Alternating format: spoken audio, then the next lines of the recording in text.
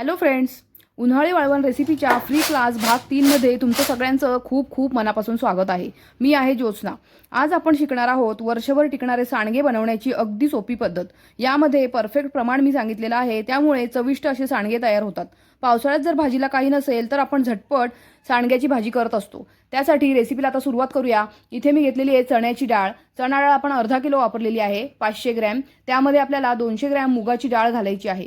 हे प्रमाण योग्य आहे, अगदी सुंदर सांडगे तयार होतात।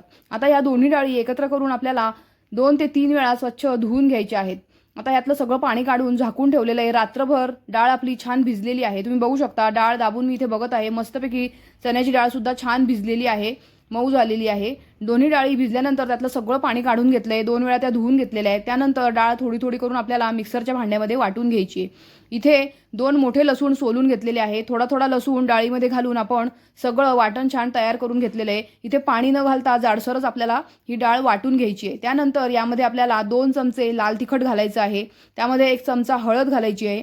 त्यानंतर आपण धणा जिरा पावडर यामध्ये ताजी ताजी करूनच घालायची आहे। धणे आणि जिरे भाजून घ्यायचे आणि त्याची पावडर करून घ्यायची आहे। ती 3 चमचे धणा जिरा पावडर, 1.5 चमचा चवीनुसार मीठ यामध्ये घातलेलं आहे। व्यवस्थित सगळं मिश्रण आपल्याला मिक्स करून घ्यायचं आहे। आता हे सगळं एकजीव झाल्यानंतर आपल्याला छोटे छोटे हवे त्या आकाराचे सांडगे घालायचे आहेत। तुम्ही बघू शकता इथे मिश्रणाची कन्सिस्टन्सी कशी झाली मी दाखवली आहे। सांडगे आपल्याला पटकन पाडता येत आहेत। पाणी न घातल्यामुळे व्यवस्थित सांडगे आपले तयार झालेले आहे पीठ।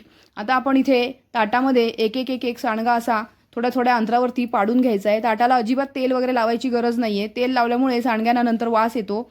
आता इथे सगळे सांडगे मी एकसारख्या आकाराचे पाडून घेतलेले आहेत।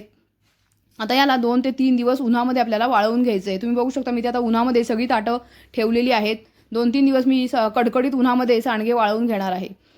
1 दिवस पूर्णपणे उन्हात कडक वाळल्यानंतर हे सांडगे आपले असे दिसतात। त्यानंतर आपल्याला एखाद्या उलटण्याच्या किंवा चमच्याच्या साहाय्याने हे सगळं असं खरडून काढून घ्यायचे। त्यानंतर अगदी ते मोकळे होतात। सुरुवातीला पहिल्या दिवशी ताटाला चिकटलेले असतात। आपण हे सगळे खरडून काढून घेतलेत, बघू शकता। अतिशय सुंदर असं छान असा रंग आलेला आहे आपल्या सांडग्यांना। वर्षभर टिकणारे सांडगे तयार झालेत। त्यानंतर 3 दिवस उन्हात वाळल्यानंतर एखाद्या बरणीमध्ये आपण भरून ठेवायचे आहेत। बरणीला झाकण लावताना ते सुद्धा हवाबंद राहावं यासाठी आपल्याला एक पेपर घ्यायचा आहे। त्या झाकणावरती अशा प्रकारे पेपर आपण रॅप करून घ्यायचा आहे आणि मगच ते झाकण घट्ट लावायचं आहे। त्यामुळे हवाबंद अशी बरणी राहते आणि सांडगे आपले वर्षभर नीट टिकतात। फ्रेंड्स, अशाच छान छान रेसिपी मी चॅनलवर अपलोड केलेल्या आहेत। एकदा चॅनलवरती नवीन असाल तर सबस्क्राईब करा। रेसिपी आवडली तर लाईक